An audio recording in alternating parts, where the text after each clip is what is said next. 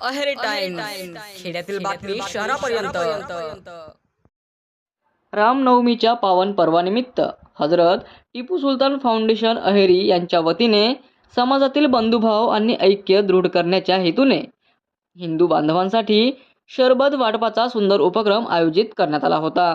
या उपक्रमाला टिपू सुलतान फाउंडेशन अहेरीचे अध्यक्ष सरफराज आलम यांच्या प्रेरणादायी पुढाकारामुळे विशेष यश लाभले. या त्यांच्या नेतृत्वाखाली हा कार्यक्रम अत्यंत उत्साहात आणि आनंददायी वातावरणात पार पडला.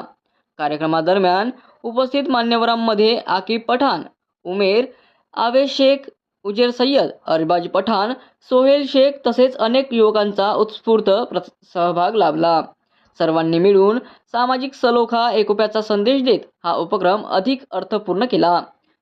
या प्रसंगी उपस्थित नागरिकांनी फाउंडेशनच्या या उपक्रमाचे मनापासून कौतुक करत अशा उपक्रमांमुळे समाजात प्रेम, सद्भावना आणि परस्पर सन्मान वाढीस लागतो असे मत व्यक्त केले.